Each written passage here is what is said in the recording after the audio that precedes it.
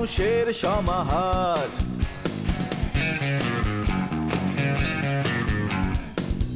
ভেতর আর বাহিরে চলছে উৎসব অপেক্ষার। এই শহরের হাজারো বাড়ির মতো নিয়ে হাসি কান্নার গল্প যত। এই শহরের হাজারো বাড়ির মতো নিয়ে হাসি কান্নার গল্প যত। প্রতিবার এখানে বেজে যায় calling bell, calling bell, calling bell,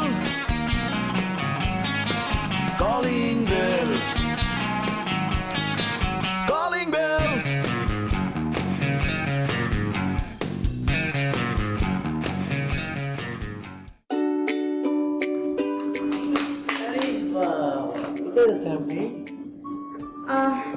আমার আজকে ডেটিং আছে কয়েকটা, যাচ্ছি। ওয়েল, দুপুরবেলা লাঞ্চ করতে যাব ফিশার করতে, বিকালবেলা স্ন্যাক্স খেতে যাব পিঠা সুইটসে, সন্ধ্যার সময় কফি খেতে যাব গ্লোরিয়া জিন্সে, এরপর 8টার সময় বাসা চলে আসতে হবে। বাসায় আসার দরকার কি? আমার সাথে যান, মুস্তাকিমের চাপ খাই কি চলে না? চাপ? গরুর মাংসের চাপ, গরুর থাইয়ের চাপ আর কি। আমার অনেক ভালো লাগে চাপ খেতে। না, আসলে আমি স্টেক হাউসের অস্ট্রেলিয়ান গরু ছাড়া খাই নাই, ওইগুলা তো অনেক ফ্যাট। তাহলে এক কাজ করি, অস্ট্রেলিয়া বাংলাদেশ ক্রস হলে চলবে? ওটার জন্য অবশ্য গাজীপুর যাওয়া লাগবে। আচ্ছা, তুমি এক কাজ করো, তুমি ব্যাকরণ পড়ো, আমি ডেটিং শেষ করে আছি। কিন্তু তোমার আব্বু তো সারাক্ষণ ধাতু পড়ে, আমার পছন্দ সঙ্গী। ঠিক আছে, হ্যাঁ, তাড়াতাড়ি চলে আসো। বাই।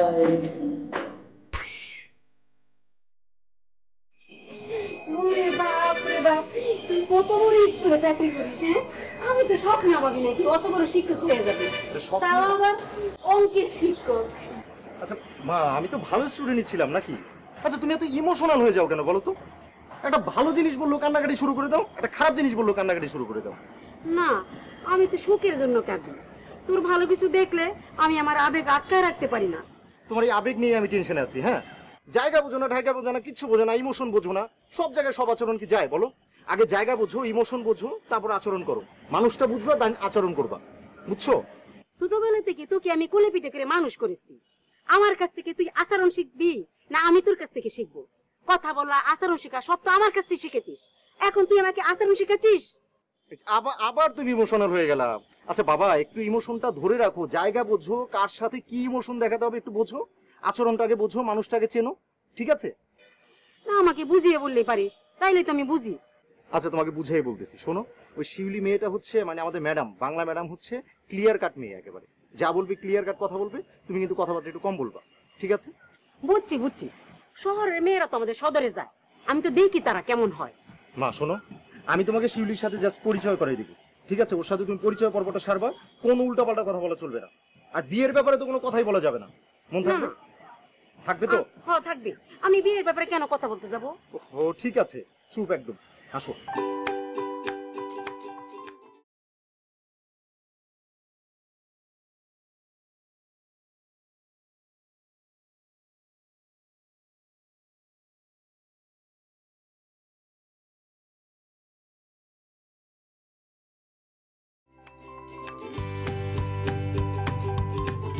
ম্যাডাম আমাদের স্কুলের বাংলা ম্যাডাম শিউলি ম্যাডাম, অনেক ভালো বাংলা পড়ায়। আর ম্যাডাম আমার মা, গত পরশু দিন এসছে আমাদের গ্রামের বাড়ি, মানে মাদারীপুর থেকে। বললো যে তোর স্কুলটা দেখবো, তাই নিয়ে আসলাম। আসসালামু আলাইকুম আন্টি, আপনি ভালো আছেন? ওয়ালাইকুম আসসালাম, আমি ভালো আছি। মা তুমি কেমন আছো? জি ভালো, আপনার কথা অনেক শুনেছি। বাহার তো বাড়িতে গেলে সব সময় তোমার কথা বলে, তুমি কি খাও, কিভাবে কথা বলো। আচ্ছা মা, বাহার ভাই আপনি বাড়িতে আমাকে নিয়ে আলাপ আলোচনা করেন তাহলে? না মানে হ্যাঁ, বাহার তো আমাকে তোমার ছবিও দেখিয়েছে। আচ্ছা আমি একটু চা শেয়ারের ব্যবস্থা করি। হ্যাঁ মা, তুমি কথা বলো।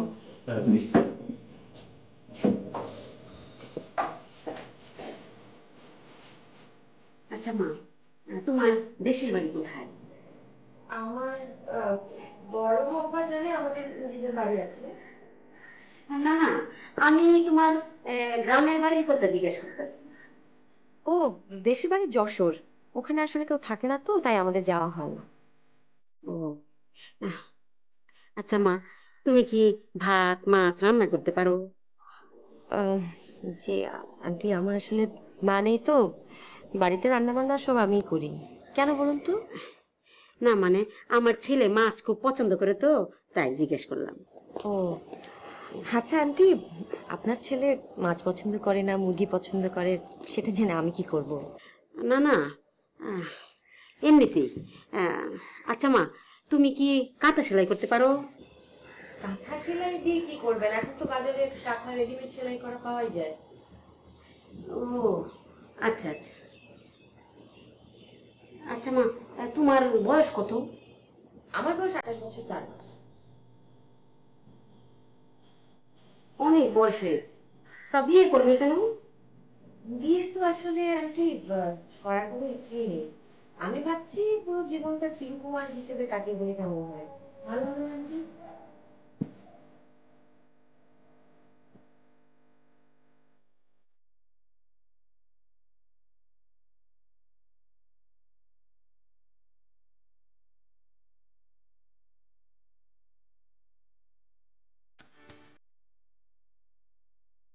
ভাইয়া, হুম। ভাইয়া, তুই একটু তোর রুমে যা না। কেন? আমি একটু টিভি দেখি। ওই আমার রুমে ডিসেল লাগে ডিস্টার্ব। আমি তোর রুমে গিয়ে দেখি।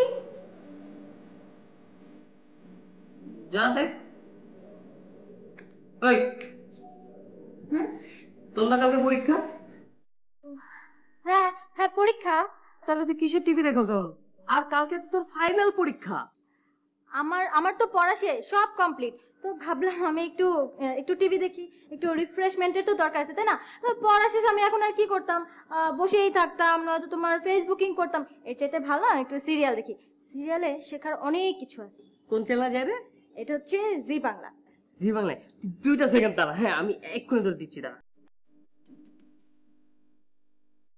হ্যালো টিঙ্কু, কইরা তুই অফিসে?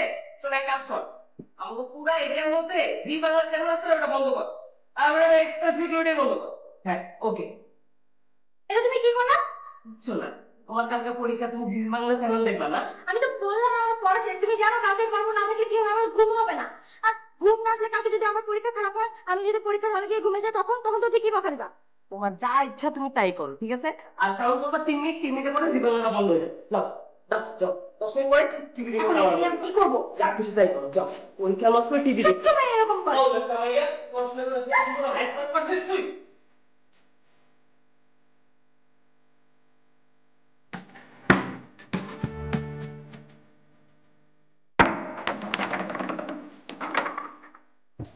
কি? তুই সাত সকালে কাট্টি মুচকা নিয়ে সাজগোজ করে কোথায় যাচ্ছিস? আমার বাসায় থাকতে কোনো কিছু ভালো লাগে না। হ্যাঁ, আমার শরীর খারাপ লাগে, মন খারাপ লাগে, এই জন্য আমি একটু বাইরে যাচ্ছি। তোর শরীর খারাপ লাগে, মন খারাপ লাগে, সেজন্য তোর বাইরে যেতে হবে? তো বাইরে গেলে যাবি, কিন্তু এই ভোরবেলা কেন? সকাল হোক, নাস্তা করে তারপর তুই কোথাও যা। আমি ঢাকার বাইরে কুমিল্লাতে যাব, তাই তাড়াতাড়ি বের হতে হবে। আচ্ছা ঠিক আছে, তো তুই শিউলিকে বলে যা, ও তো চিন্তা করবে। কাউকে বলে যেতে পারবো না, সবাই ঘুমাচ্ছে। ঘুম থেকে উঠলে তুমি সবাইকে বলে দিও। আর বাবা, কোনো চিন্তা করো না, ফোন খোলা আছে, প্রয়োজনে কল করো। আসসালামু আলাইকুম।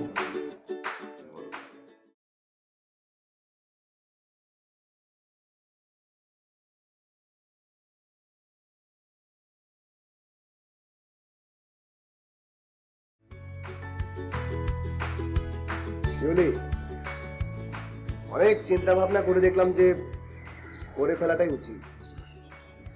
সেটা তো আমি কখন থেকে বলছি। ওই পাশের বারান্দাও তো অনেক ময়লা, ওটা ক্লিন করে ফেলা উচিত না? আরে না, সেটা না, সেটা তো উচিত। আমি বলছি যে একান্ত নিজের কাজটা ভাবছি করে ফেলবো। এটা তো আমি কতদিন ধরে বলছি যে প্রত্যেকে যদি নিজের ঘরের কাজটা ঠিক মতো করতো তাহলে তো পুরো বাড়িটা আমার পরিষ্কার করতে হয় না। না না না, পরিষ্কার করার জন্য তো আরো লোক, মানে বলছিলাম যে ভাবছি যে তোরা এত করে চাচ্ছিস, যখন সিদ্ধান্তটা নিয়ে নিলাম বিয়েটা করে ফেলা উচিত। বাহ, আলহামদুলিল্লাহ কাকু। বিয়ের জন্য তো অনেকদিন ধরেই বলছি, তোমার বয়স তো কম হলো না। আরে তোদের কি সমস্যা? একটা যে কোনো প্রসঙ্গে তুই যদি বয়স নিয়ে আসিস, বয়স তোরও কম হয়, তাই বলে কি বারবার আমি বলছি যে তোর এখনই বিয়ে করে ফেলা উচিত? তুমি এত ব্যক্তিগত পর্যায়ে নিয়ে যাচ্ছ কেন বলো? না, বলছি যে অনেক তো খোঁজাখুঁজি সবাই মিলেই করেছিস, আমিও করছি, মিলে না, কিন্তু একজন পেলাম। কাকু কংগ্রেচুলেশন, সত্যি পছন্দ হয়েছে কাউকে? আসলে ঠিক যেমনটা চেয়েছিলাম তেমনটাই পেয়েছি। শরৎচন্দ্রের পাল। যে বলো না তুমি কাকু, তুমি আমার কাকু হয়ে এই ভুলটা করতে পারলে এসব আমার একদম সহ্য হয় না। শরৎচন্দ্রের চরিত্রের নাম হচ্ছে পার্বতী। পার্বতীকে সবাই আদর করে ডাকতো পারু, ওখানে কোনো ল নেই। আর ওই তো সেই জায়গা থেকেই আমিও পারু বলে ডাকছি আর কি। অসাধারণ তুমি, ঠিক যাকে খুঁজছিলাম, যেভাবে খুঁজছিলাম, আদর্শ, চেতনা, মানুষের প্রতি তার মমতা, সব আছে, সব। দাঁড়াও দাঁড়াও দাঁড়াও, তোমার কিন্তু সমস্যা আছে কাকু। তুমি সবসময় অতি উৎসাহী হয়ে মানুষকে বিশ্বাস করো, তারপর বিশ্বাসঘাতকতার শিকার হও, আর তারপর আমাদের উপরে পড়ে সবকিছু। বিশ্বাস তো করতেই হবে, বিশ্বাস না করাটা কিন্তু একটা পাপ। মেয়েটাকে আমি অবিশ্বাস করেছিলাম, এতটাই অবিশ্বাস করেছিলাম যে শেষ পর্যন্ত হসপিটাল পর্যন্ত যেতে হলো। না মানে ওই একজনের সাহায্যের জন্য সে এসেছিল, আমি বিশ্বাস করি। আমি হসপিটালে গিয়ে যখন দেখলাম সত্যি সত্যি রোগীটা আছে, এত খারাপ লাগলো। এত বড় পাপ আমি করতে পারলাম। আসলে অবিশ্বাস করা সত্যি পাপ। আর ওর মাঝে আমি যেটা পেয়েছি, সবকিছু মিলে আমার মনে হচ্ছে সিদ্ধান্তটা নিয়ে নেওয়া যায়। যাই হোক, পাপ তো করেই ফেলেছো। এখন আমাকে সবচেয়ে গুরুত্বপূর্ণ তথ্যটি দাও। মানে মেয়েটা পরিষ্কার পরিচ্ছন্ন তো? মানে ওর চুলে ময়লা নেই তো, গায়ে গন্ধ, মুখে গন্ধ, এইসব কোনো সমস্যা নেই তো? এতটা কাছাকাছি তো যাইনি যে সবকিছুর গন্ধ আমাকে এখনই পেতে হবে, তবে যতদূর দেখেছি তার থেকে আমার মনে হচ্ছে মেয়েটি বেশ পরিষ্কার পরিচ্ছন্নই আছে। নখ দেখেছো তুমি? নখ? নখ কি বড় বড় ছিল? কোনায় ময়লা টলা জমেছে? আরে না, এখনো তো হাত ধরা হয়নি। হাত না ধরে চিপা চাপার ময়লা আমি দেখি। আর এগুলো কি বলছিস? একটা মেয়ে নিশ্চয়ই নিজের ব্যাপারে সচেতন করে থাকবে। না না না, সবাই কিন্তু সচেতন হয় না। ওই যে আমাদের স্কুলেরই তো এক ম্যাডাম আছে, ইস, কি যে নোংরা! তার নখের কোণে সব সময় হলুদ হলুদ কি যেন লেগে থাকে। ওগুলো কি মশলা নাকি অন্য কিছু, আমি তোমাকে এটা বিশ্লেষণ করতে পারবো না। তারপর চুল দিয়ে উকুন, মানে উফ, আচ্ছা শিলু, তুই তার নিজে একটা পরিষ্কার মানুষ, তুই কেন এসব নোংরা নোংরা কথা বলছিস? কারণ ওগুলোই আমার চোখে পড়ে। কি না না করবো না, বলো? ওগুলো তাকাবি না। আমাকে বলে তো আমার নিজের একটা টেনশনে ফেলে দিবি। আসলে ভালো লাগে এরকম একটা জিনিস, জানিস? আমার মনে হয় তোরা একদিন দেখা কর তার সাথে। সব তো আর আমি বুঝবো না, তোরা একটু বোঝার চেষ্টা কর। দেখ, তা তো আমাকে দেখতেই হবে কাকু। তুমি যা কিছু দেখতে পারোনি সেগুলো খুঁটিয়ে খুঁটিয়ে দেখার দায়িত্ব অবশ্যই আমার। আর তুমি তো আর কিছুই খারাপ কিছু তোমার চোখে পড়বে না বুঝি ফেলেছি আমি। ছন্দে ছন্দে হাঁটে কিনা সেটাও তুমি দেখে ফেলেছো। ঠিক আছে, বেস্ট অফ লাক কাকু। শুধু আমার সাথে পরিচয়টা করিয়ে দেবো। অবশ্যই অবশ্যই। মানে জীবনের মানেটা আমার কেমন জানি হয়ে গেছে, বুঝছিস? যে প্রেম দিল শুধু ছলনা, কেন তারে ভোলা যায় না, কেন তারে ভোলা যায়। এ বেটা, শুক্রবার আমার কুমার বানি না বেটা, তুই টাকা লয়ে আবি, আজকে বিকেলের মধ্যে টাকা দিবি। তোর গারো দইরা দৌড়ো দৌড়া তোর টাকা বাইরে করবো। আচ্ছা ঠিক আছে, রাখ। এই ইলিয়াস কাঞ্চন এদিকে, এই রাখ বেটা। জনাব। সকাল সকাল আপনি মানজা মাইরা জিন্সের প্যান্ট লাল জুতা হ্যাঁ হলুদ শার্ট চশমা লাগায় কই যেতেছেন আপনি? জনাব, ছুঁই দিলে মন নামে একটি বাংলা সিনেমা মুক্তি পেয়েছে, সেই সিনেমার মর্নিং শো আমি দেখতে যাচ্ছি। তোর মনে শুধু দেখা লাগবে না, বাসার দিকে যা যা গিয়ে কাম কাজ কর। তুই মিটিং শো দেখবি না বিকেল শো দেখবি, যা। জনাব, মর্নিং শো না দেখলে তো আমার পেটের ভাত হজম হবে না। জন্মের পর থেকে যত বাংলা সিনেমা মুক্তি পেয়েছে প্রত্যেকটি সিনেমার মর্নিং শো আমি দেখেছি। এই বেটা, তুই যখন ছোট আসলে সিনেমা বুঝতি, তুই কেমন দেখতো সিনেমা ফাজিল? জনাব, আমি মায়ের কোলে বসে সিনেমা দেখেছি, মায়ের কোলে ইসি করে দিতাম, মায়ের কোলে দুষ্টামি করতাম, কিন্তু আমার মা রাগ করতেন না। মা আদরের সন্তান ছিলাম আমি। এই তুই আদর সুন্দর সিনেমা দেখছস? দেখেছি জনাব। ইলিয়াস কাঞ্চন স্যার কিভাবে মৌসুমী আপাকে কুলে করে গাড়িতে করে একটা ভাঙা বাড়িতে নিয়ে যায়, তখন ঝড় তুফান ঝাপটা হয়, বিজলি চমকে মৌসুমী আপা ইলিয়াস কাঞ্চন স্যারের বুকে চলে আসে, তখন প্রেম ভালোবাসা, কিন্তু মাঝখানে বাধা হয়ে দাঁড়ায় বাবা। বুঝে সুন্দর করে লম্বা নাম ক? চৌধুরী সাহেব বলে ডাকে, চৌধুরী সাহেব। কে? আমি চরি মুচ আছে। হুমায়ুন ফরিদি মুছ লাগাইছিল, নাসির খান, আনোয়ার হোসেন। সুন্দর। তাহলে কে? যে আলিরাজ, জাম্বো, রাজীব?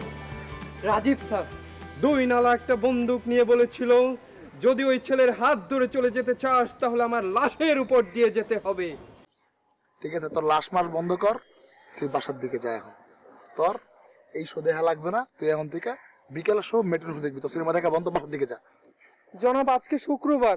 শুক্রবার তো কি, শুক্রবার কাম কাজ নাই? তোর তো জামা কাপড় ধুবি, আমার লুঙ্গি আদো আছে ওগুলো ধুবি, যা। যাবো না। এই মেয়ে হান ফোন দেওয়ার টাইম রাখ। এই তুই বাসা যা, বাসা যা। যাবো না জনাব। জনাব বাসা যা, বাসা যা।